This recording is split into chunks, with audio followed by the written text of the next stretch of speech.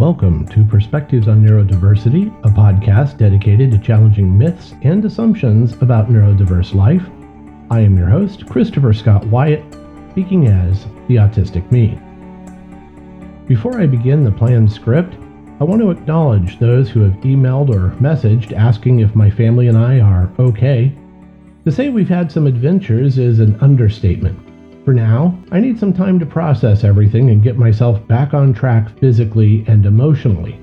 Life is like that. Not everything ends up on the blog or mentioned on the podcast. Thank you to those who have expressed concern. We're fine now. I prepared my notes for this episode on April 2nd, 2023, World Autism Awareness Day. I'll spare everyone my usual rant on autism awareness and acceptance. Instead, this episode sticks to daily life, which is exhausting enough.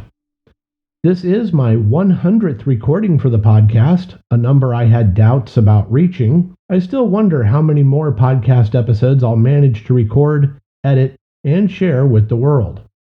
As with posts to the blog, I haven't managed to release podcast episodes on a regular schedule. Life has a way of interrupting side projects. If I were paid to write posts and produce podcast episodes, I'd probably run myself ragged to maintain a schedule. When a task is a job, I tend to do whatever it takes to meet deadlines, even if I damage my health in the process. My wife and daughters will attest that my health hasn't been what it should be, with stress taking a toll. I'm trying to balance my days, prioritizing my duties as a parent above all else. We really wanted this school year to be different. Instead, we're ending it with both girls at home. One is struggling to reach grade level, and the other is racing ahead of many of her peers. Too often, I find myself comparing the girls, which is unfair to both. Homeschooling takes a lot of my time, more than I anticipated when the pandemic ushered in virtual learning 3 years ago. Teaching 2 grade levels for 2 neurodiverse daughters has taken a toll on me. Homeschooling consumes far more than 50 hours a week. The weekly podcast became twice monthly, and then monthly as I focused most of my energy on homeschooling. I spend 8 to 12 hours each weekend preparing for the next week of lessons. We know that's not the experience of other homeschooling families. We're not like other families. Free-range learning, unschooling, deschooling, and variations on Maria Montessori's philosophy don't work for one oppositional child and one highly anxious child with obsessive-compulsive disorder. Children who have been in the foster care system and through the adoption process don't have the same sense of security other children have. If we had raised the girls from birth without the years of legal uncertainty, they'd know we're always here to support them. They'd be less risk-averse. They'd trust us to love them no matter what. When your formative years were spent caring for yourselves emotionally and feeling like the adults might abandon you, school presents a lot of emotional challenges. Education practices themselves can be traumatic. The dream of normal persists. Susan and I have every hope that the girls will be in classrooms this fall, not at home. The youngest actively resists any activity she suspects might be educational. The oldest suffers meltdowns if there isn't a daily schedule with clear times for subjects. I'm too organized for one and too flexible for the other. The only way Anne finishes her work is if an adult sits across from her for hours on end. We've tried to reduce the monitoring only to find her in closets, pantries, and her sister's room. An illustration of Anne's personality is how she approaches games. If she can't easily win a game, she won't play it. Anything difficult or challenging causes her to stop trying. She fears failing so much that she stops trying new academic skills. Physical skills? No problem. She taught herself to ice skate, for example. Riding a bike? She kept at it until she was cruising along. What Anne fears are those tasks that require using her mind more than her body. Every child has intrinsic motivation. They're all curious. Yeah, we've heard it. We have tried extrinsic motivation while searching for Anne's intrinsic tipping point. I dislike behaviorism, yet parenting seems to always slip into moments of rewards for desired outcomes. Progress charts didn't work. Sticker books, no luck. Unfortunately, Anne's one consistent motivation is food, and that's not good at all. Remember, she breaks into the pantry when not monitored. We don't want to contribute to her unhealthy habits, but since her passion is food, I have tried to use cooking to teach her about academic subjects. Anne lasts about 10 minutes before she wanders away from the kitchen. I thought for sure she'd love making cookies. She doesn't quite finish helping. I'll take what I can, I suppose. Anne also loves rocks. We've bought her a lot of books about rocks and actual rocks. We also purchased a rock tumbler for her. Surely she'd want to learn the names of the rocks. Maybe we could talk about how rocks are formed. Nope. Anne likes to hold the rocks and look at the rocks, but she has little interest in learning about them. I just don't understand how she can't be curious about the things she clearly enjoys. Anne struggles with reading, writing, and math. I've wondered how much those challenges drain her desire to learn. In a household of readers, she feels isolated. Her dyslexia and dysgraphia add to her anxiety. She asks for a lot of hugs and reassurances during the morning lessons. Public schools don't do hugs, especially in the post-pandemic era. Anne needs to feel wanted. Sometimes she acts out to be noticed. Years after being adopted, Anne still thinks of herself as in charge and alone. She's the person she relied on since the adults neglected her before she was in foster care. Then, the foster-adopt process taught her that nothing was certain, so she has trouble believing everything will be okay day to day. The pandemic time hasn't wiped out her fear of being abandoned. Her needs haven't aligned with public education, but we're hoping she'll be ready this fall. We are working with her to prepare her for the transition back to school. For Anne, this means reinforcing that mom and dad will help her with homework.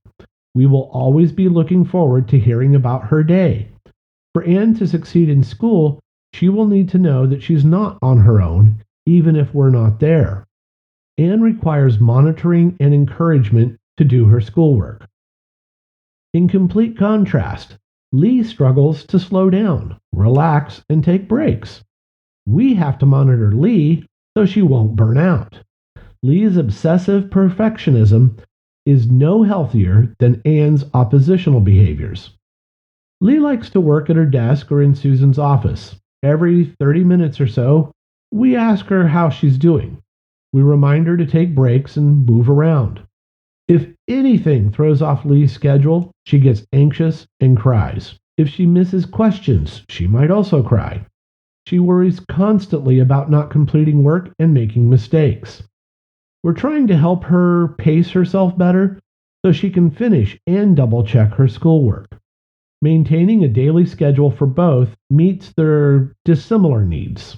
For Anne, the schedule allows us to nudge her from task to task.